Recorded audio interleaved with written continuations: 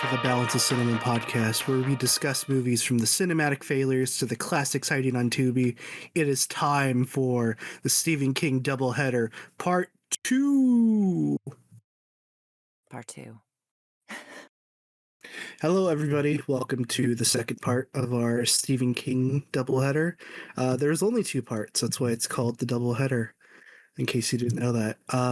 Last time, I reviewed Sometimes They Come Back with my friend Michael, and now I am here with my good friend Dangerous ASMR. Hello. I'm here. I'm ready. Dangerous ASMR is known as one of the best ASMR roleplay YouTubers. Aw. Self-proclaimed, from what I understand, I was right? gonna say, you have to say that. You're required. Okay, good. You got through that part. And we're here to talk about the movie Creepshow, which is a movie Yes. I know she very much likes. Well, now you put me on the spot because I hate that piece of shit. It's not true at all. I'm just giving you guff, I guess. Does anyone say that? It's one of the 2 movies that I've wanted to do this with you. The other one is Troll 2, which I'm sure we'll get to at Oh, some Lord, point. I love that movie. But yeah, what kind of is your history with Creepshow? I mean, I've been reading the comics. What are those DC comics that they used to be? Or EC. maybe EC. Yeah, EC. I used to read those all the time when I was a kid. My dad collects comics. Still, he collects comics. And I didn't get to watch any horror movies, but I got to read a lot of horror comics. And so I always loved them. And then getting to watch Creepshow when I got a little older, it was just like those, but it kind of reminds me of Tales from the Crypt, the Hmm. the TV show. I know you're a big fan of that one too. Oh yeah. Oh yeah, absolutely. I don't know, it's horror, but it's also fun. It's more light. And, there's a lot of comedy, and I've always really enjoyed, like, horror comedy as a genre in general. Yeah, and then I know I think that was like the main thing we used to talk about was like just random horror anthologies because we both like horror anthologies in general.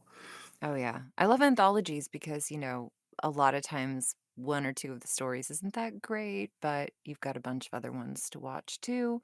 And actually, I feel like with Creepshow, for this anthology, all the stories I've enjoyed in this one. Oh yeah, I agree with that. It's like one of the few where like all the stories I think are pretty good. Plus, you get to watch Ted Danson drown, so I've nothing against him, but I was always that one, I would just, like, crawl out of the hole. Don't let somebody that takes a long time to fill a hole, right? Why would you let yours like, a couple hours in, you're like, "Hold on a second. Maybe I shouldn't let myself be killed." 'Cause he's an o like, Leslie Nielsen was young for, Leslie Nielsen when I think about him, but he's old. He's an old man in comparison, so, like, come on, push him over. We'll get more to that when we get to that segment. Right, sorry. I'm just You're good. so excited about the drowning. Uh, I can't remember exactly what it was. I know my dad bought the DVD specifically for me to watch the movie. I think it was because I'm a fan of the director. George A. Romero directed this movie. Mm. He's most famous for his zombie movies, so Night of the Living Dead, Day of the Dead, Dawn of the Dead. I messed up that order there, but It's alright, I'll forgive you. but I think with that too, and the fact that like it's this movie's written by Stephen King. Um, well, he's like the main writer on it. It's actually I guess him and Romero were friends. So when they kind of had this opportunity to do like a Tales from the Crypt like type of thing, they were both like, "Yeah, awesome, let's do it." I had no idea they were friends. Yeah, I mean, like 2 horror guys, it makes sense. Yeah, you gotta cross paths at some point. They both grew up in like the East Coast, so it's like I assume everybody in the East Coast are friends because Well, that's how it works, right? The East Coast is so small. you drive like 5 hours in California, you're still in California. If you drive 5 hours in the East Coast, you've passed by like 5 states. Some of those states are tiny, but when I think East Coast, I think Virginia because, man, they have the most strict traffic laws out there. How strict are they? I'm curious. Okay, so I've driven across country a couple times, and every time it's like I've gone through Virginia, they have all of those signs that are like, aircraft is monitoring your speed. Be careful, buckle up, it's the law. And then they're just our state patrol all over the place. And I got pulled over there because they were like, you were traveling in the left lane. And I swear I wasn't traveling, I swear, officer. But I just thought, I was like, that's such a random reason to pull me over. Okay, I'm sorry, I was traveling. Um, and so I thought that was just so strangely, nitpicky, I guess. Which, Yeah. yes, it's my fault. Maybe I was traveling, but the fact that there were police everywhere really just, I prefer a more laid back atmosphere. You don't have to treat me like I'm a criminal, like I'm preparing to travel at any moment, even if I am. Especially them like using aircraft, so they're using like helicopters to like watch people see if they Yeah, speed. it's like air monitored speed or something like that, and I'll be that. I feel like we're monitored more and more nowadays, and Virginia got the head start on that with their traffic. But maybe that'd be good because, like, I swear driving around, you see people texting 24/7. Yeah, it's a pretty bad problem in California Oh still. god, I can imagine. So the movie came out in 1982, and it was actually a fairly big success. It was $8 million budget, and then it made $21 million. And then I imagine like that's like at the big era of like video rentals, so I imagine it made quite a bit more. Um, it spawned two sequels. One in '87, which Romero didn't come back to direct. He only wrote the screenplay. Um, and then one of the stories was from Stephen King, which ironically enough is like really the only great story in that movie.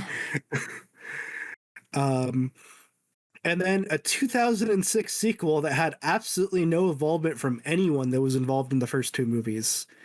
Yeah, and I don't think I've seen that one, but like you said, the guy choking to death on a hot dog. Yeah, the stories in it are pretty weak, and it's just it's an awful movie. It would have been Yeah. better if you had Leslie Nielsen holding a gun, like, "You eat that hot dog. You stole my hot dogs, you're gonna eat these hot dogs till you choke on them." Yeah, apparently like the rights issues were so weird that they tried to make a TV show like the following year, but like they couldn't get the rights to do it, so they made the TV show Tales from the Dark Side, Mm. which is kind of like a more serious version of Tales from the Crypt that came out before Tales from the Crypt, like a good like 8 years before Tales from the Crypt came out. How long did it run? Like 4 seasons. So it was actually, I don't know if it was like a ratings hit, but like got 4 seasons. So somebody must have been watching. And it wasn't me. It did get a movie adaptation though. I remember that movie. Yeah, I think it's a pretty good movie.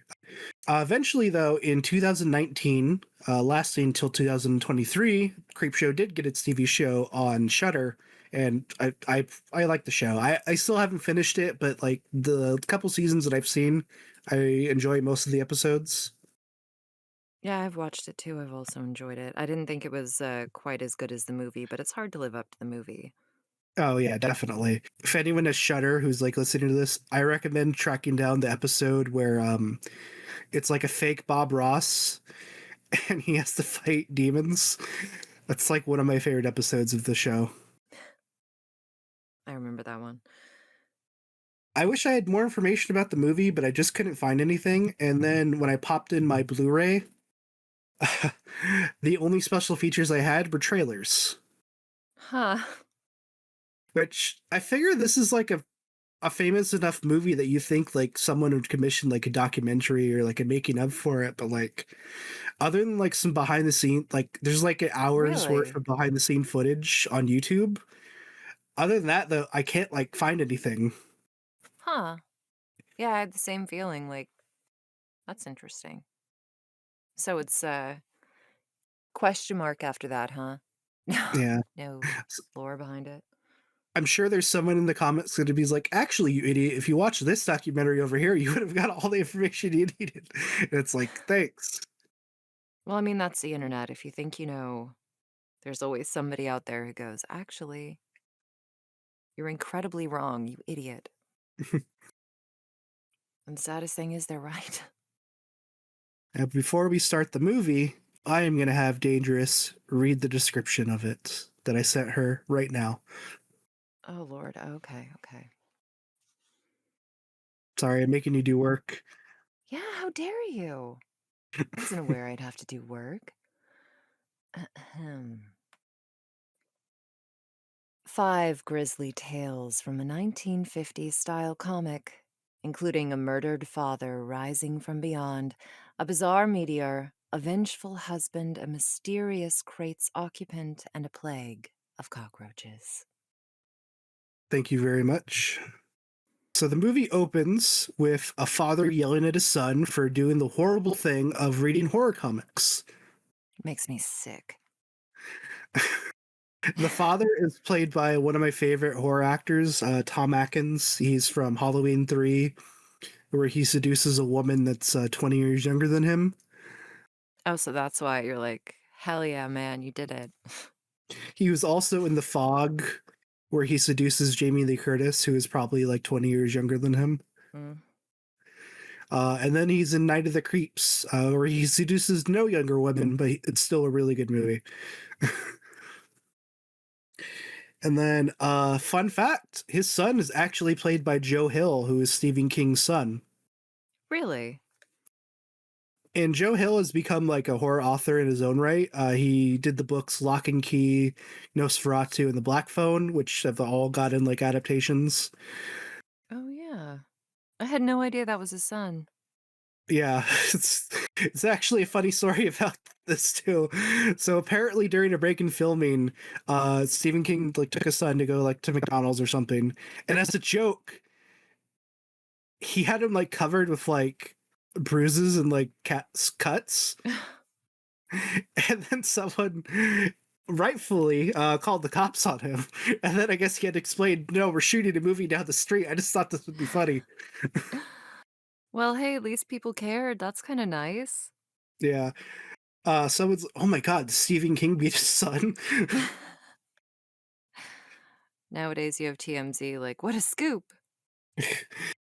um, there's like something like there's like an image of Daniel Radcliffe. He was like wearing like a robe and like big slippers, and people were like, "Oh my god, is Daniel Radcliffe going insane?" And then like you find out it was like for a movie.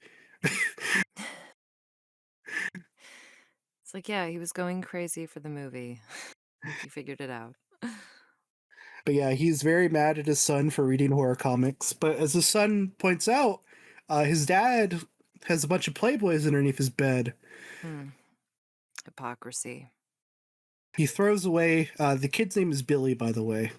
It's not Hmm. important, but Typical Billy.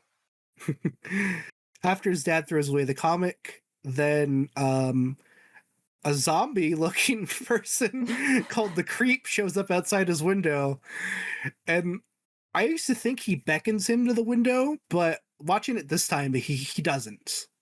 So he's just kind of out there saying like, "Hey, Billy, I got your back. Don't worry." Oh, shit, really? I thought he beckoned him over too, so he's just kinda hanging out like, "Don't worry, we'll fuck Yeah. him up." How would you react if you're reading like you said you're like earlier we talked about this you said you told me like you like Richie Rich and stuff.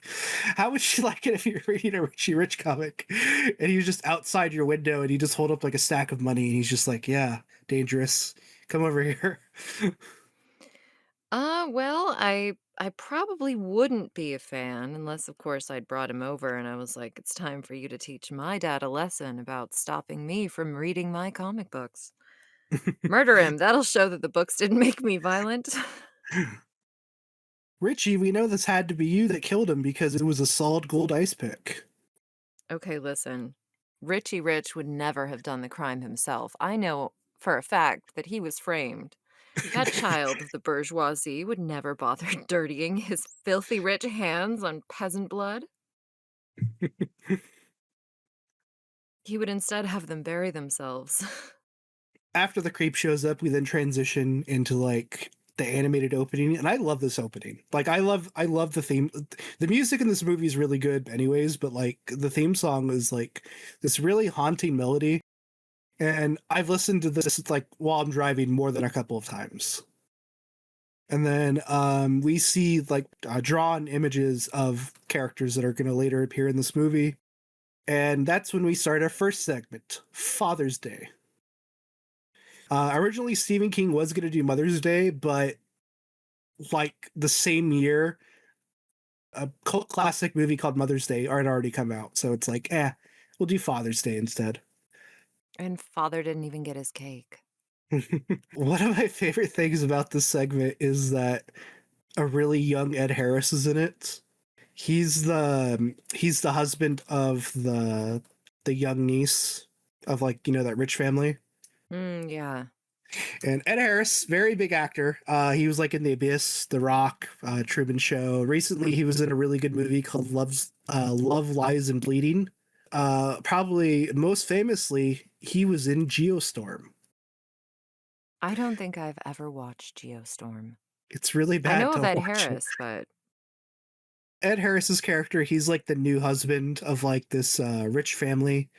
And they keep making fun of him like the whole time. Like to his face, they keep making fun of him. Like the aunt is like kind of hitting on him, and then like the gay brother is like making fun of him for being poor. He calls him a hick at one point.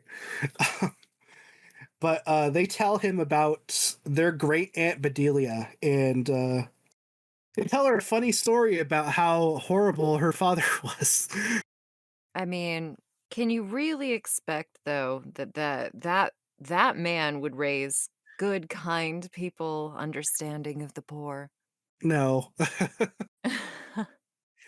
And I think they imply that like a lot of his wealth is criminal based too. So he's not even an ethical billionaire. He's like an evil No. billionaire. He struck me as the kind to be like, I made all this money blowing over this orphanage in order to build my shopping mall for pedophiles or something like that. So she basically says what the boiling point was is that Aunt Bedelia was dating a handsome 75-year-old man. It's implied that Aunt Bedelia is very old because when they even ask her about her age, they're just like, "Oh yeah, we don't even talk about that." So while Aunt Bedelia's lover is out hunting, her young lover is out hunting. Her dad just straight up shoots him. A hunting accident, they called it. And that was the breaking point for Bedelia. So while she's making him his traditional Father's Day cake, which, how does he ask for the cake, Dangerous? Where's my cake, Bedelia? Bring me my cake, Bedelia! I want my cake. It's I want Father's my Day. cake! Boom, boom, boom. It was really unnecessary. I mean, One thing I really do love about this movie is like they tried their best to make this look like a comic book. So there's like, they did such a good job. yeah, like they use like so many like different types of colors. They like frame things in a way that like it looks like a comic book. It's so cool. Um, and eventually Bedelia picks up this ashtray and bashes him in the head with it, killing him. An ashtray that I didn't look this time because I guess I just forget every time I watch this movie. That ashtray is in every one of these segments. Really? Shit, I That's feel like like I'm missing so much. that's like a recurring plot point. The only thing I think I recognized it at was it's on It's on Jordy's little stand next to his chair, and even that just might be Mandela effect. I didn't look for it this time. I could be making shit up for all I know. I was gonna say I won't quote you. But Bedelia finally arrives, and she goes to go see her dad to tell him off because it's Father's Day. And while she's telling him off, she knocks over her bottle of Jim Beam. And apparently, the secret to resurrecting zombies is corn because that brings them back to life. Well, he was an alcoholic. He can't start his day until he gets his whiskey. Which, like, so who knows if, like, I'm making shit up. I don't think the bottle actually brought him back to life, but it'd be funny if that was, because that would imply they didn't even give him a coffin. They just buried him in the ground. I was kind of curious as to why, he chose now as the time to kill her when he could have done it for quite a while. Maybe he was trying to break out of the coffin this whole time, and he finally got out. It's like Popeye with his spinach. He got Yeah. the whiskey, made him strong. He's like, "I can do it. I can punch through now." But yeah, he finally gets his revenge, and now he wants his cake. Did he really deserve revenge, though? I don't feel like he did. I No, mean, he died, but he was an old sack of crap. I mean, all these people, like, except maybe Ed Harris, all of them are like kind of assholes. But like, he like murdered. They say he was probably a criminal, so he probably deserved worse than what he got. Right? He kinda like, he was only beat over the head. That's not so bad. Uh, I do have to point this out. There is a really funny scene where like Ed Harris is like doing like a disco dance, and it looks so ridiculous. That's what I love about like the first couple years of a new decade is they still haven't gotten rid of the last decade. So like this is 82, but they're like doing a disco dance. It's really silly. It's amazing. Now I wanna do a disco. Hey, you should do that for an audio. You should do Yandere disco dancer wants you to No, dance no, with her. no, no. See, I might do one, I might throw one, but no way you're actually getting me to put that on record where people can be like, "Remember when you made that role play about disco and everybody hated it?" So the zombie father, he makes his way slowly murdering everybody. He drops a tombstone onto Harris's head. He who doesn't move. He kind of Yeah, waits for he it to really happen. just kinda he's very slowly murdered. He could have stopped it at any point. He's like, "Ah, ah, okay, now I'm dead." They kill the other ant. You think the zombie breaks her neck, but no. As we find out in the next scene, he twisted her head off and turned it into a birthday cake. Yeah, which was entirely unnecessary. Heads are not good birthday cakes. He killed the cook. He probably could have asked the cook to make him a birthday cake. I feel like at that point, you gotta kinda kill everybody, right? You just Can't leave commit. any survivors. Wouldn't he be like, "It was the guy, he came out of the grave," like, shit, now they know they're gonna be looking for the dead guy ambling around in the woods. Boy, if the FBI was trying to get him now, they finally got him. um, but yeah, then that comes to the end of this segment. It has a really just the ending. Every time a segment ends, it then transitions into like it transitioned to like a comic panel, and that always looked great. It's just a shot of them like staring at him while he has this human cake, this human head cake, um, with a little caption saying, "I've got my cake." I really wanna see the next panel, though, I wanna see their reaction. Oh yeah. Do you think they they scream or they're like, "You know what? Well done." If they're anything like Ed Harris, they're just gonna stay there until he kills them, I guess. They'll just wait till he finishes the cake and then beats them to death. I used to this is probably like my least favorite segment, even though like I do enjoy it, but it had enough of impact on me that for a couple years, whenever it was Father's Day, I would send people Father's Day cards with this guy on it saying, "It's Father's Day and I want my cake." That's my impression of him. It's not good. If you ever have kids, now you know what you're gonna want for Father's Day. Yeah, what did you think of this segment? It's my least favorite. When I went to watch this again, I totally forgot that segment even existed. And then, of course, it came back pretty quickly having watched it, but yeah, it feels like a very standard kind of moral lesson story you would see in these old horror comics, which is like and again, you'll see the theme playing a lot in this anthology, which is you do something bad and you're going to get punished. And so I feel like this one is it struck me as very appropriate for like a Tales from the Crypt TV episode, but I don't think it lives up quite to the other stories in this one. Yeah, this one is like too like basic, and the other one's like they fucking take the premise and like Well, and then the next throw one it is miles also apart. so impactful and Yeah. interesting. The next segment is The Lonesome Death of Jordy Verrill, adapted from the Stephen King story Weeds. And if you want more Stephen King, well, here he is. He's Stephen King is playing Jordy Verrill. I was gonna say Stephen King made more things? What? And he is so ridiculous in this role. Yeah. Stephen King makes like a lot of cameos and things. He's never like been like an actor. He just will show up in like something to like, oh, it's Stephen King. Ha ha. Ha. But this is like really the only time like he's like acted like a full like on role. And honestly, he did a good job. I think he does a great job playing that kind of stupid hick. This one is one of those shorts where I feel like I spend a lot of the time yelling at it like, "For the love of God, go to the doctor." Stop touching stuff. Right? "Oh, don't touch everything with your messed up alien goo hands." And he's like, "What? Touch my eyeballs? Touch my junk? Don't mind if I do." This segment begins with Jordy witnessing a meteor landing in his yard. And his first idea is to go and touch it. Well, yeah, because you don't know how deadly it is until you touch it. Yeah. Which, even if like the meteor didn't have like this horrible weed virus, you don't go touching meteors. They're probably they came from the atmosphere. They're probably very hot.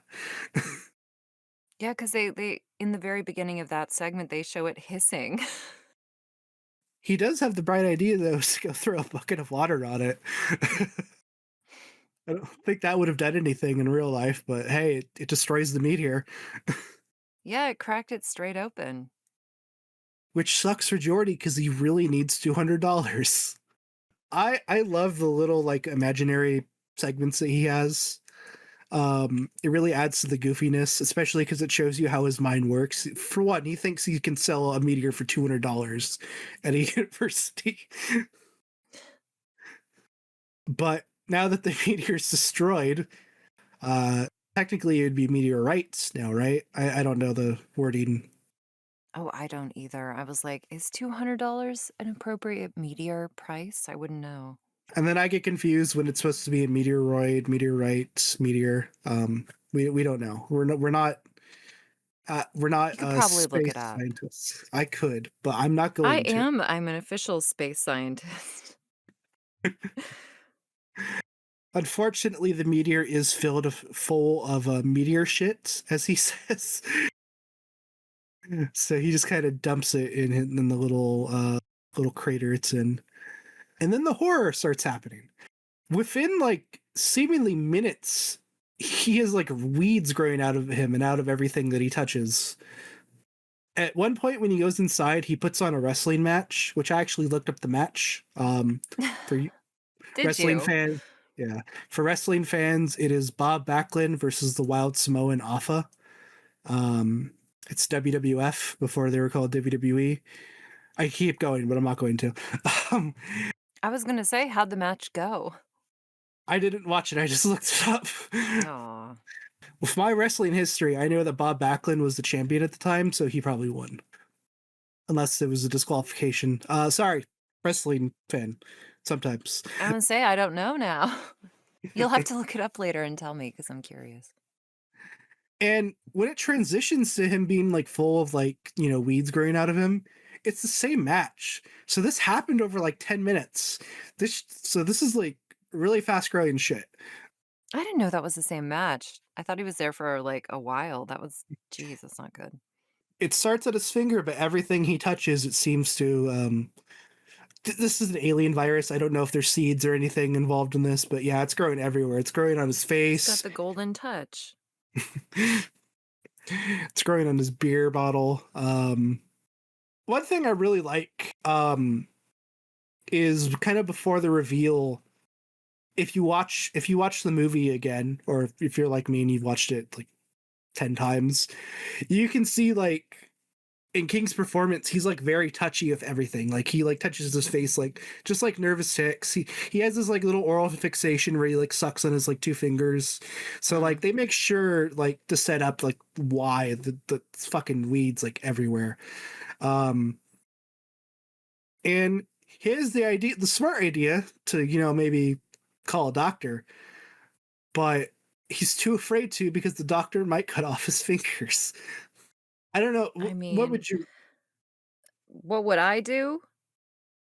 I would call 911 immediately. Cut my fingers off, take them. That ent like, just the body horror of having your entire body taken over by this, like, plant stuff. Awful. I Yeah, don't care if you cut parts in fact, I'd rather they be cut off than what yeah. happens to him. He also really reminded me of the Grinch. Oh yeah, especially towards the end. Yeah, At the very end, I'm like, "Oh, Jim Carrey, is that you?" yeah. The weeds like progress like really fast. Like by next like scene, he has like basically like a beard of him. Um, he then has the idea to maybe I'll just like take a bath and that'll calm it down. It's reached his penis though. We also find that out. I love that you just straight up were like, "Penis." I didn't expect that, But I think it's but really neither funny. did he. Yeah, he's taking off his overalls and he's just like, not there. That's why you go to the doctor. I don't wanna pay Yeah. that copay either. It's like, do you want to pay for the medical treatments or do you want your penis to be grass forever? Right? I feel like when it goes down to your dick, that's when you're like, "You know what? I'll go into debt. I'll declare bankruptcy. I will do anything it takes. You are not allowing like, n no, because I don't have a dick, but if they were like, "Oh, it's eating at your clit," like, I'm sorry, no. No, no, no, it's not. I will sell all of my possessions, please. He's too relaxed I mean, like, I know he's scared to go to the doctor, but he spends too much time sitting on the couch after realizing what a problem it is. He's not proactive enough. No. So he decides to go in the bath. Before that happens, though, he gets a vision from his dad who tells him, like, hey, Jordy, you moron, water makes grass grow faster. Do not go in the bathtub, you dumbass. He didn't say it like that, but that's basically what he was implying. Yeah, it was really like, "Hey, you slow piece of shit. Don't do this." And then next time we see Jordy, like Dangerous said, he is the Grinch now. He's fully the Grinch. Uh, very sad ending as he like takes the shotgun. So he's kind of like made allusions to having like bad luck his whole life. So he takes the shotgun that he has in his closet and he's like, "Oh God, please let my luck be good," and is able to kill himself. Hooray. Would have been more horrific if like if the short implied that he's still alive. So it's like not I even was that was thinking that enough. too. Ugh. Yeah, but he got a merciful end. But the ending implies that like this is far from being over. It's heading towards Castle Rock, which hey, Stephen King reference. Yeah, nothing bad ever happens in Castle Rock. And so and then like someone on the radio says it like, oh yeah, there's gonna be a lot of rain coming. I feel like maybe after Castle Rock gets taken over, I feel like people will have a handle on this. Maybe if you just throw a bunch of salt on it, that's enough to take care of it. I feel like as long as you're not actively licking meteor goo, you'll probably be better. Yeah. This movie kind of reminds me of the ending of Return of the Living Dead. Have you ever seen that one? Maybe, but I don't remember it. Okay. So that movie, that's like a really great zombie movie. It's kind of related to the Romero zombie movies, but not really.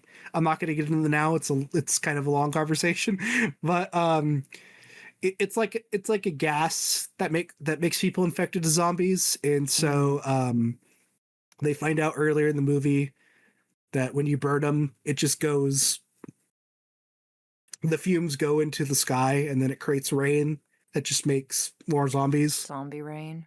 Mm. And so the end of the movie, the town is nuked. And they're like, hey, I mean, people feel like they're burning, but I think the rain's going to take care of that. And you're like, oh, no, it's starting again. And then they made a sequel that does not talk about that at all. So I guess they got handles. Um, Maybe they were like, actually, we were wrong. It won't make rain that turns people into zombies, and everything was fine. so that's the end of the Lonesome Death of Jordy Verrill. What do you think of this one? I this one stuck with me a lot. I think of all the shorts and Creepshow, this is the one that really stuck with me when I watched it. Just because of the horror of having this stuff take over your entire body and grow on you, and especially so quickly. And of course, the horror of the medical system and how much will it cost to remove this moss from inside of my body? Yeah, I think it's funny that this one is both the funniest one and also the most horrific one. Well, yeah, the way he kills himself at the end is so sad. Yeah, and then like this is the only one that implies. Well, I mean, okay, I guess this isn't the only one, but this is like one of the only ones that implies that like the evil is gonna still like it's gonna harm other people. Also, like what you were kind of saying about Tales from the Crypt is those were generally stories about people who deserved it. This guy didn't deserve any of this. Yeah, no. I mean, maybe it was more a tale of don't be foolish and touch sky rocks that you don't know what they are. Yeah, this one might actually be my favorite one. Um, that just might be nostalgia because when I was younger, it was my favorite one, but I don't know. I've always really liked this one. I mean, it is a classic. And of course, the horror of you didn't do anything to deserve it. And too bad, I guess you're screwed anyway. Whereas for a lot of these people, you don't really feel bad for them because, well, you're kind of a piece of crap. You had it Yeah. coming. Yeah. So then, kind of in between each segment, we get these little like we get more comic book panels that shows us like the rest of like the Creepshow book. By the way, I don't think I said the movie is called Creepshow because the comic the kid reads is Creepshow, and we're basically seeing the segments in the book. So yeah, I should have said that earlier. I'm sorry. You better be. But we get an advertisement for a voodoo doll, but the little paper sending you cutouts is missing. Ooh, will that come into play later? Probably, or else I wouldn't have mentioned it. That's a good point. The next segment is titled Something to Tide You Over. This segment begins with a pre Cheers Ted Danson just sitting around. And then, who knocks on his door but a post airplane Leslie Nielsen? This is like a really like weird like moment in their career because it's before like Ted Danson like takes off as like a big TV actor, and it's like before Leslie Nielsen was in like the Naked Gun movies. Airplane like obviously was like a big thing for him, but like Naked Gun that completely just changed the director to that changed the trajectory of his career. Before this, he was like mostly like he mostly like played like an asshole character and kind of like how he is in this one. And then like his most famous thing before Airplane was like he was in this movie called Forbidden Planet, which is like a B sci-fi movie, and I think he's like the lead in it. So it's kind of funny to see him like because I think you were telling me the same thing. You had watched like Naked Gun before you watched this movie again. Yeah. Yeah, I watched it and then seeing just the difference is so it's such a stark contrast because, he'll play it straight like he is in this short, but then, nothing funny happens and you keep waiting. All right, where's the punchline? I don't know what this says about me, but I think he's funny in this skit. It's a skit. You're not supposed to. Really, you're sitting there laughing at poor Ted Danson's misery. I'm like that with The Shining too. Like I always get paranoid. I always get paranoid when I watch The Shining of people because I'm just laughing at like these horrible things that are happening. Wow, I never knew. It's cruel, Stephen. He brings up a good point. He's like, "Hey, Mister, I bench 300 pounds. I can kick your ass." And it's like, "You probably can." Leslie Nielsen's like 60 here. I'm just saying, why did he let I feel like he let it happen to him. I'm not saying I'm some badass, but if I was Ted Danson in that moment, I would not let that happen to me. I would at least try. But basically, Ted Danson's been sleeping with his wife, and he found out. There's a really good line I like from Leslie Nielsen where I like how we're just calling him Ted Danson and Leslie Nielsen. We're not even saying the I character's don't name. remember their names. But Danson is just like, "Hey, um, if you didn't love her before, you're gonna love her now because she doesn't want anything." And then like Leslie Nielsen's like, "I don't think I actually ever loved her, but you took what's mine, so that's what the issue. That's what the issue here is." And it's like this guy is fucking crazy. Well, yeah, I mean, think about it. He held that gun the entire time while Ted Danson was digging that hole, and then when Ted Danson was filling that hole, he was holding the gun. I don't think I have that much grip strength in my hand. But yeah, he's like this rich. I think he's like a tech guy, just because he's like obsessed with like he's like fiddling with like Ted Danson's like TV, and so he's like, "Oh, I, I I don't know how you didn't notice that like your picture was bad. All these like wires are like hanging on by a thread." Um, and so he like owns like his own private beach, and he makes Ted Danson dig a hole. You're like, "Ooh, what's this hole gonna be?" I don't know why I said it like that. Ooh, dig a hole. And what's going in that hole? You are Ted Danson. Yeah, there's like a point in when he's digging the hole, he like grabs the shovel and like he points a gun at him, and it's like, dude, he's gonna kill you. Like, just take the shot. Maybe you'll get shot, but Right? I think you could take It's him. kinda it's kinda how I feel, like, maybe he'd shoot you, but it's better than what happens. And he's clearly crazy, he's got a gun, he's got you in the middle of his private island doing God knows what, like, being shot is better than whatever he would choose to do to He you kind when you're in that hole. he kind of like gets him to come along because he's like, "Oh, I'm gonna take you to Rebecca." How did I remember his wife's name? I don't know. I Ted don't even have Danson that. married Rebecca. I don't even have that in my notes. But he's like, "Yeah, yeah, I'll, just come with me into this hole and you'll see Rebecca." And so Ted Danson gets in the hole and he buries him. Um, it's just the idea of just Ted Danson waiting there while he gets buried. He's like, "You better show her to me, man." Like, was he just sitting there for hours? Like, huh? Oh shit, yeah, he's burying me. Yep, mm-hmm. Guess I'm just gonna sit here. And then he pulls out like a big TV, which I was like telling my dad about this because my dad was watching this segment with me for a bit. Um, so this is in the 80s, but this is only plausible if he had like a couple thousand feet length of wire. Right? Where was it plugged into? Yeah. Where was that plugged into? I mean, he is very wealthy. I guess he could just have a huge amount of wire. Yeah. Not only is he like playing a TV out there, but he has like a camera set up, and the camera, you find out later, has a direct feed to his house. So it's Oh, wow. like he has like I said, this is plausible, but you would just need like some really long wires to connect to like a fucking recording device. I guess it got to the point where he's like, look, if I'm going to do this, I'm going to do it right. So I'm going to need 1,500 feet of wire. Which we kind of see in like his little like area where he keeps the tapes.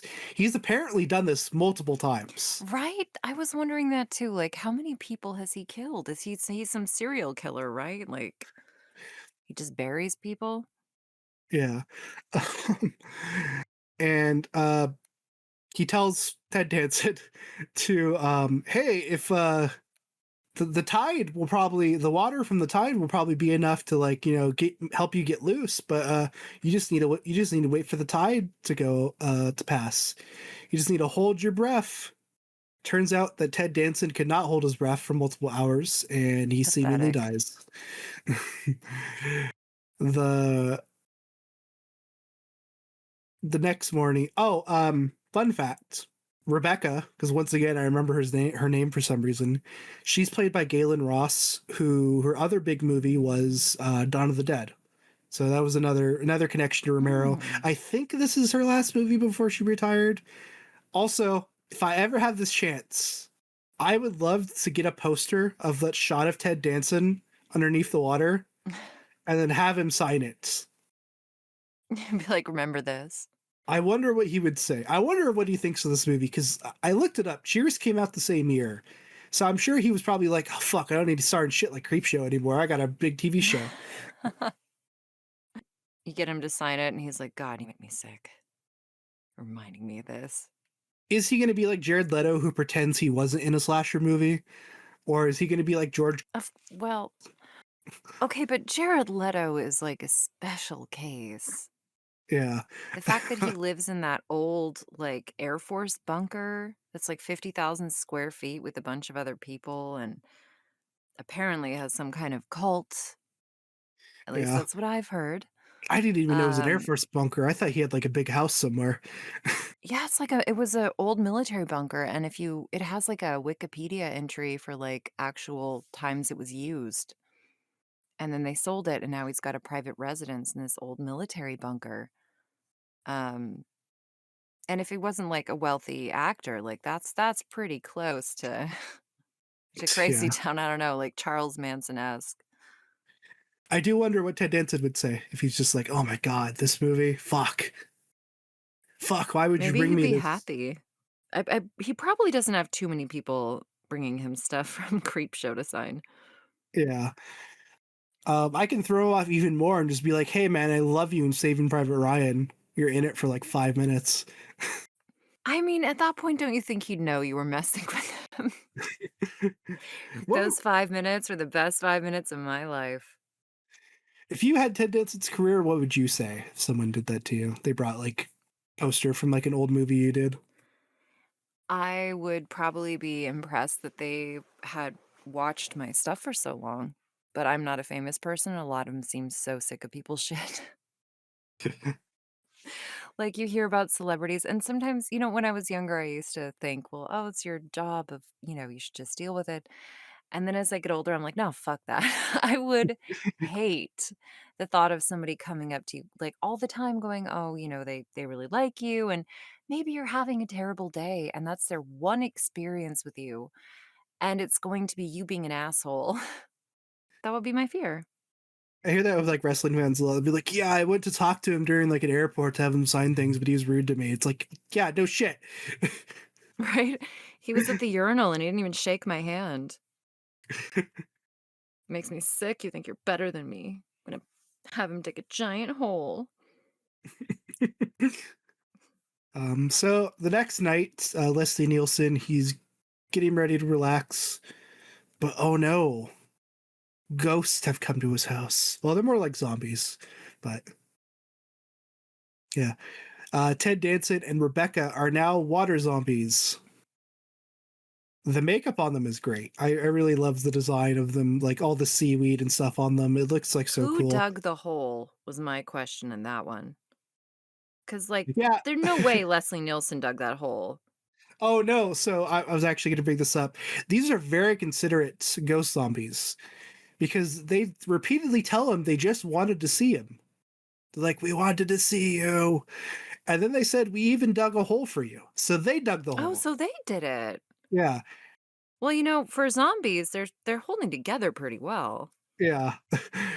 I don't even know if the shovel was there. So that means they had to dig it with their hands. By hand? I mean, well, they had to probably dig themselves out of wherever they were, right? Um, there's actually like kind of before like they like come to the house, there's like a shot of like their footprints leaving the beach, which calls back like at the end. Um, But yeah, he tries shooting them. It doesn't work, and then they're also teleporting zombies because when he tries to hide from them, they're just in the other room, and then they bury him too.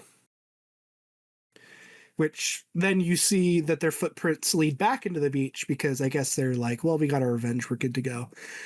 Do you think they're just gonna live there now, like, under the sea? Like a Little Mermaid type thing? Or are they like, "Okay, I guess we can, I guess, go to sleep slash die on the bottom of the ocean?" But that's not where you're from originally. Yeah, maybe the latter part. And that leads to like a great closing line where like Leslie Nielsen's like, oh, I can hold my breath for a long time.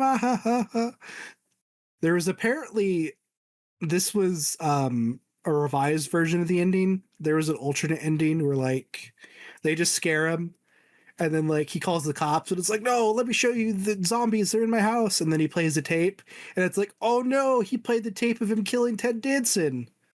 Okay, how would you make that mistake? They tricked him. They switched the labels on his tapes. No. And then he ends up going to jail. He goes to the gas chamber, which I don't even know. I don't even know when the last time we used the gas chamber. Um, That's a good question. I have no idea. but as the gas comes in, then he says the line like, "I can hold my breath for a long time." This ending's much better. Yeah, that I do like the idea of him being like, "That's it, I'm gonna outlast this gas." And they're like, "Well, he has been holding his breath. I guess we gotta let him go." Well, and this one feels more fitting, like a gas chamber style death doesn't really feel fitting for what he did, in my opinion. To get that cool poetic justice, you kind of have to have him have the same punishment. Yeah. Yeah, you gotta drown. You get out by some gas chamber BS.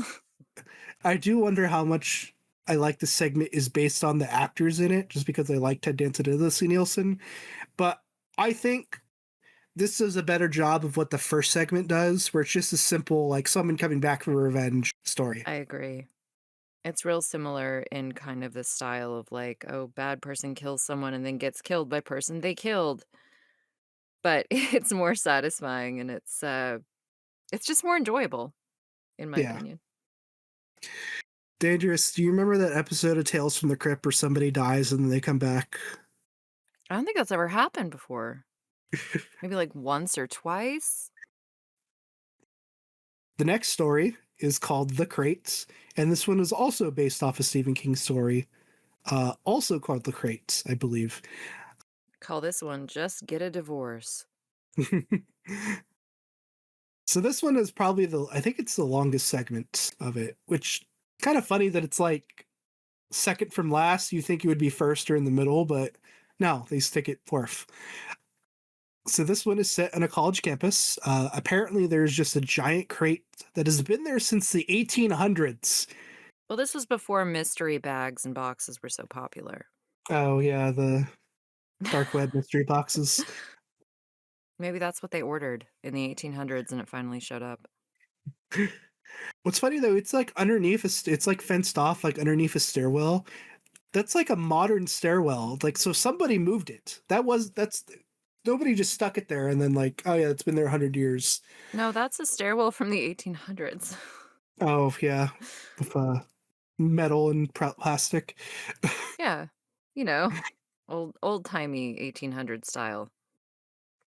So I like the idea that like people have just been moving this crate for like ever, like they don't know what to do with it. And so yeah, janitor finds the crates underneath the stairwell. But first, we need to get introduced to our characters. First, we have I don't know why I wrote his full name, but first we're introduced to Dexter Stanley, Professor Dexter Ooh. Stanley, um, who seems very into one of his female students. Which, if I remember correctly, I think because I didn't read the short story, but like I kind of like looked it up.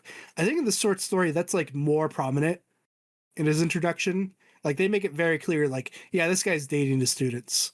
Oh, okay, so it's less of like, this guy just hates his wife. Oh no, sorry, that's the other guy, the other professor I'm talking about. Oh, okay, okay. He's played by Fritz Weaver, who the big thing that I know him from. He's in an episode of The Twilight Zone, one of my favorites. It's called The Obsolete Man. But then we are introduced to the couple you were referring to, Billy. That's what she tells everybody. Just call her Billy. Can you do an impression of her? Billy, oh god. She kinda reminded me of Janice Oh yeah.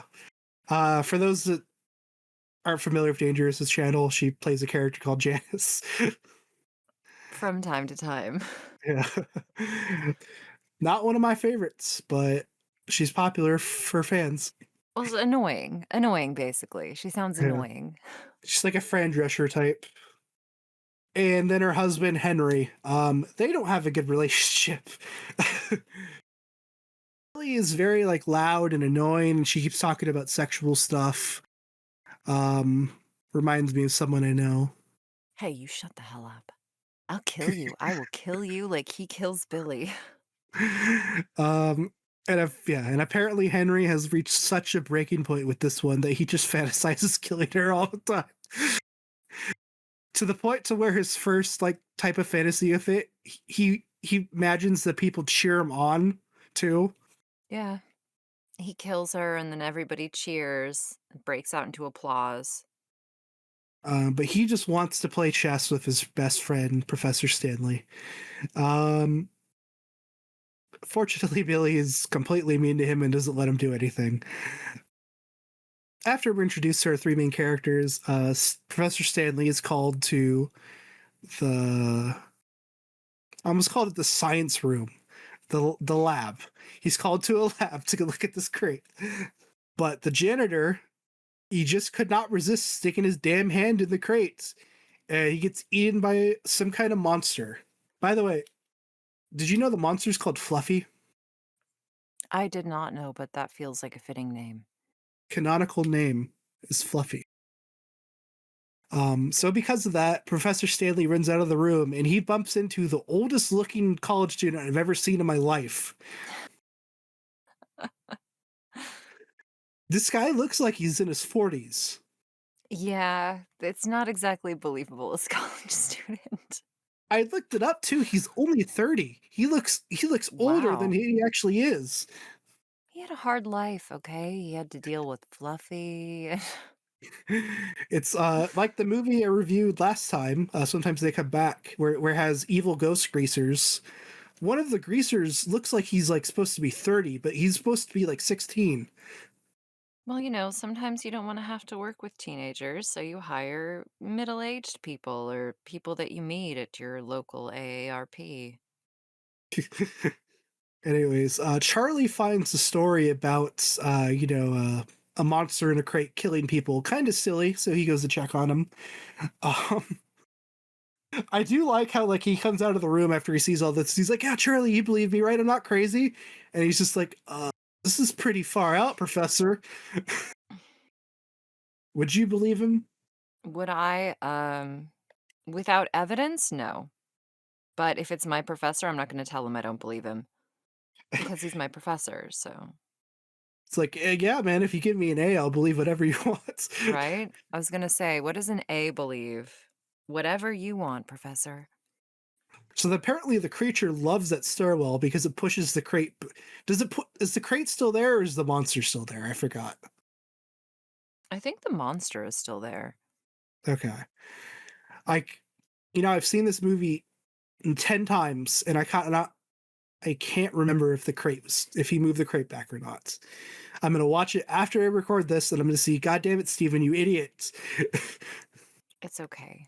It's hard to remember sometimes, that thing moves around a lot. So after the student dies, Professor Stanley calls his friend Henry, sorry. Professor Stanley. I'm going to switch to Dexter because it sounds weird saying like Professor Stanley and Henry. So Dexter calls his friend to like tell him what happened, and Henry's like, "Hey, don't worry about it. I'll fix this." So he cleans up That's a good everything. friend. So he cleans up everything, or so before he cleans up everything, he has the idea to be like, "Okay, this is it. This is how I'm going to kill Billy." Which it's like we don't see anything other than her just being like annoying. Does she like beat him or something? Does she cheat on him? Um, no, I mean, no, not that I can remember. She's just pretty annoying. and verbally abusive, but nothing where you'd be like, well, you've got to feed her to a giant monster now. There's no other way. Like, I feel like he could have just divorced her, but he hates her so much that he's never going to let her live. It's like he sees her as a virus. He doesn't want her infecting other people. Yeah, and if she was still out there, he'd be like, "No, it's not fair. She's out there enjoying her life." So yeah, he like tells her a fake story about how Dexter was like, yeah, you know how like Dexter likes to like prey on the students. He like beat the crap out of this one, so you should go talk to her. And she seems excited at the idea. Maybe she likes juicy gossip. Oh Yeah. my god, the drama. But like I said, I think the book implies that like Dexter does like have like have relations with a lot of students. So the movie kind of like hits at it, but doesn't say anything. Doesn't say anything further. So yeah, he has Billy come with him to the little crevice underneath the stairs, and he's like, "Yeah, go in there. She's in there." And then when she takes too long, he just pushes her in there, and like he tries to call for the monster's attention. I always think this Yeah. is really funny. He's like, "Come on, come and get her." Yeah, he really lost it at the very end. He couldn't be patient anymore. And it really looks like for a second that the monster's gonna leave him cold. And just be like, "You know what? Yeah. No." It'd be funny if like the monster's like a snake and it's just like, ah, I only eat once like every couple years. I'm good. It wouldn't even have to be that long. How long he'd been under there, right? Since the 1800s or something? It's like, "I'm good. I had one person. I don't need to come out for another, like, 250 years." I got Charlie in here. He's my extras for for the couple years after that. I'm good. Right? You think? Been a long time. But after Billy berates him one too many times, including saying he's never good in bed, uh, maybe the monster was full, but he's a misogynist. So just the idea of a woman berating a Mm. man, he's like, I can't let this stand. I mean, I guess it could be. I don't know. She was pretty nasty. Then again, at the point that she'd done that, he had been like, "Come on, eat her." Put his hands on her and she's like, "Don't touch me."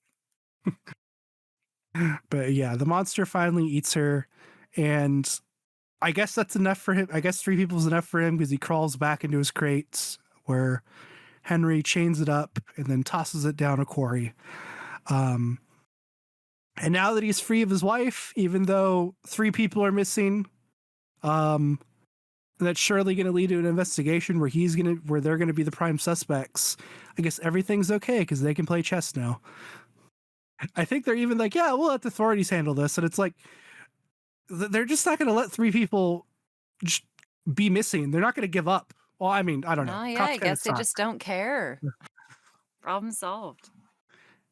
It's like spoilers for the Black Phone 2, but there's a part where like they're like, yeah, the police didn't check the lakes for these kids' bodies because it was wintertime. It's like, so they didn't go back during the spring? Okay, you would think, but I was reading about Robert Pickton, and that was that serial killer out of Canada who fed victims to pigs. And he could have been caught for years because people kept coming to the police and saying, "Hey, all those missing prostitutes, I know prostitutes come to his farm and never come back." Someone called and said that in his fridge there were buckets of human flesh and nobody followed up on it. And he did have heads and hands and feet in his fridge if they just looked. So maybe. Yeah. Oh, and also the monster seemingly breaks out. Which it would be kind of funny if this monster could just be killed by conventional weaponry. Like it's like, yeah, if you just shoot it a few times, it dies. But I'm assuming since they stuck it in a crate, maybe it's hard to kill. I mean, you would think it'd be harder for it to get out because it was in the crate before. I don't think it was choosing to be in the crate. Though maybe, like you said, it did seem to like under the stairs. Maybe it just likes the dark. It's just like, oh man, I'm just gonna go hide in this cave. Can't even blame him. Cave sounds pretty nice right about now. But yeah, that was the crate. What are your thoughts on this segment? I would say it's my second least favorite segment. I like it, but it's a little basic for me. Yeah.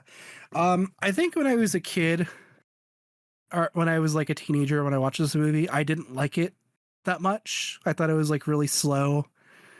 But kind of watching it more and more the last couple times, I think I enjoy it a bit more than I did when I was younger. Um, I think the monster's really cool. Animatronics on them are great. So yeah, it's an enjoyable segment, but like I'm kind of with you. It's kind of closer towards the bottom than it is to the top of me. I always like the last one too. The last one, you mean they're creeping up on you? Yes, yes. That's the name of the segment. That was my segue. That was my assumption. I mean, I guess you could be naming it, but yeah, they're creeping up on you. But then I just hate cockroaches. Ugh. This one is um I actually was eating during it. I had lunch Oh while I was watching no. this part. Oh And no, there was no. there was a part where I had to stop. It's like, okay, I'll finish it after this movie. So yeah, they're creeping up on you is about cruel business mogul named Upson Pratt, who this guy is like a massive piece of shit. Like he has like they recently closed a corporate takeover, and one of the people that was in the company that he took over, he like killed himself, and he's like, oh thank God, we don't have to give him a board seat anymore. Yeah, he's just an awful human being, so it is kind of nice to see him get his comeuppance, as bad as it is. He's a huge germaphobe. He lives like in a completely white apartment that's just completely sealed off from everything. Which apparently cost him $3,200 back then. I wonder how much that would cost him now. Maybe 5 times as much?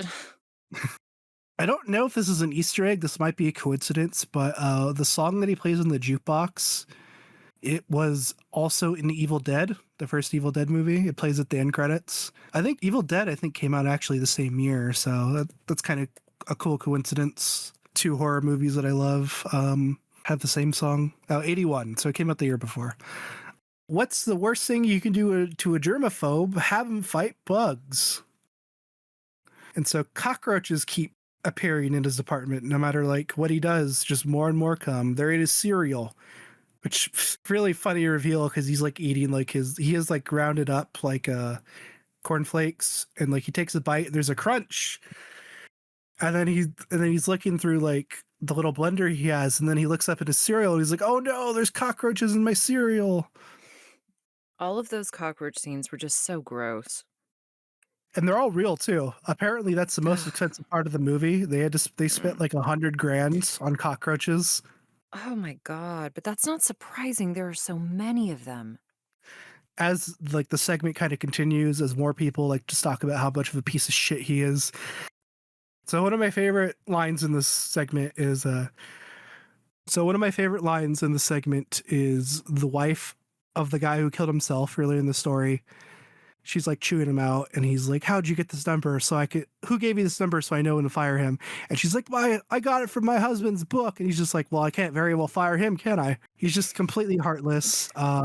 He has like, the handyman of the apartment is like a black gentleman, and very like, I don't even want to say subtly racist. He's pretty much legitimately racist to him, but they kind of have like a little like tit for tat like type of like back and forth. So the segment very much wants you to hate this guy. So when all these cockroaches attack him, you don't feel any sympathy for him. I feel sympathy for the cockroaches. Yeah, they had to go inside of him. Yeah, they had to ugh. I mean, I know that's technically true, but you didn't have to put it that way. This segment comes to an end when he gets attacked by the cockroaches, and like you don't even really see what happened to him, just the cockroaches are on him, and then it cuts, and then you see him, he's like laying down, and then they pop out of him, just hundreds and hundreds of cockroaches. I think they were lonely. They wanted inside. Which I wonder, do the cockroaches just take over his apartment now? Or do you think like they're magical cockroaches and they just disappear? I think that they just disappear. I think he's found dead, like suffocated or heart attack or whatever, and it's like, "Huh, what a mystery." Yeah, because they don't really explain to you where they come from. They just start showing up, and then just more and more and more come. So It's God sending a plague of roaches. 'Cause, I mean, come on, that guy was basically as evil as you can be. If anyone's being smited, it's him. No plague of locust, just plague of roaches. Much worse. so what did you think of this segment? I really like this one just because it's so gross to me. I really, really dislike bugs. I I wouldn't say, like, the story is necessarily the best, but I feel like the visual of his incredibly white apartment and just the wave after wave of these hissing cockroaches. It's that one and the one with, Stephen King and the meteorite. Those are the ones that stuck with me the most, I think. Yeah, the gross ones. Yeah, basically, yes. What about you? I've always liked this one just because, like you said, like it's cool to like kind of see like him get attacked by like bugs. I don't know why, but like I've always like kind of horror segments with like evil bugs, I guess. Because I think it's just Alright. because like bugs are always just so gross that they're kind of creepy too. Just remember, because I know you watched Supernatural a few years ago. Do you remember that Mhm. episode with the bugs? It's in like the first season. I mean, if it was the 1st season, that's been a while since I've seen it. I think it's generally considered to be like one of the worst episodes. Maybe that's why I don't remember it. I remember liking it just because I don't know. I like evil bug things. I think it's scary. Well, I know what to get you for Christmas. Big box full of evil bugs. And so, if our story's over, we come to the epilogue, calling back to the very first segments. The dad, he's still pissed. He hasn't gotten over the fact that his son dared to read comic books. Oh, whoops. Sorry, forgot one little thing before that. So two garbage men come to pick up their trash, and then they start looking through the trash. They're like, "Hey, look, an issue of Creepshow." One of the garbage men, the shorter one, he's played by Tom Savini, which is like he's a huge horror legend. He's acted in stuff like he's in From Dusk Till Dawn, um, but he's more known for his makeup. He's like one of the most famous makeup artists. He did like Dawn of the Dead, Day of the Dead. He created the original Jason design, the original Jason makeup for the first Friday the 13th. And then he came back for the fourth one because he said he wanted to kill Jason. Sorry, Tom. It didn't work out like that. And then he did the makeup for this movie. So, like, all the creatures in this movie, he's had a hand in. Now you make me wanna go back and watch it again because I feel like I missed so much. Yeah, they specifically mentioned that, like, oh, hey, the voodoo doll cutout is missing. And you're like, well, I wonder if that's going to have anything to do with the ending. And so the dad's been like, yeah, I've had this really stiff neck. And then he starts choking. And oh no, it turns out Billy has a voodoo doll. Dad deserved it. Do you think he killed him, or do you think he just does that to be like, all right, dad, you pissed me off? I mean, I got the idea that he didn't know that the voodoo doll was working. Oh, I like to that'd be think that he's funny. just some regular kid, and then he comes back, and it's like, "Your father died. He was stabbed all over." And he's like, "No, the voodoo doll was real." I just wanted to vent my frustration. Right? Now he's dead. I'll never be able to confront him in therapy about his actions. Like, they cut that scene in therapy out. They felt it wouldn't work for the horror anthology. No, but I like that ending. Dad had it coming. Yeah, I think it's a good ending. It also it like calls back to like comic books used to have like stuff like that. Like, oh hey, you could buy X-ray glasses, or oh hey, send me some money, kids, and I'll send you a book of my workouts that don't really work as well as they should. Here's Um, some sea monkeys. can't believe someone got rich off that. Like, Brine shrimp? yeah. I'm jealous. I send you back in time and be like, "All right, now you sell the pet rock before anybody else did." And so that brings a close to Creepshow.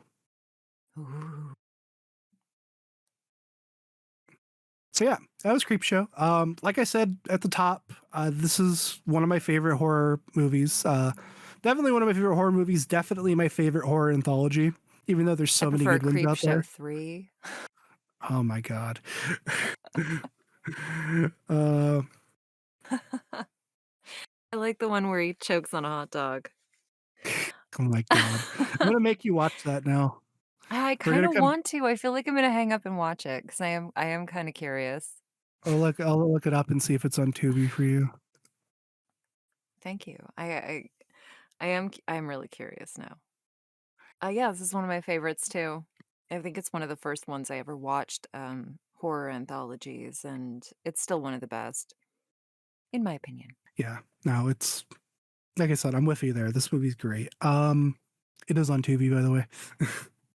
Oh, yeah. It's on everything. You can't get away from this movie, apparently. I'll go to sleep. It's Creepshow 3 starting. Maybe that's Creepshow 4. You can't get away from Creepshow 3. And it's like at the end of the segment, you're just like, no, no, no. And that's the comic book panel is just you going no because Creepshow 3's on. Man, I'd be pissed. They didn't even pay me, put me in that comic. Join us next week where me and Dangerous watch all the Creepshow movies and all the episodes of the show and rank every single episode. I'm kidding. We're not Hot doing that. dog 1 out of 1. I'm shaking my head at you. I can see it too. Cameras everywhere, Steven. All right. And then Miss Dangerous ASMR, where can we find you? YouTube, Patreon, wherever ASMR products are sold. So yeah, if you want to find Dangerous, just type in Dangerous ASMR on YouTube or Patreon, and you'll be able to find her. You don't do Twitter anymore, do you? No, no, no. Smart choice. Yeah. Now that the review's over, do you want to go ahead and do some of your famous characters? No.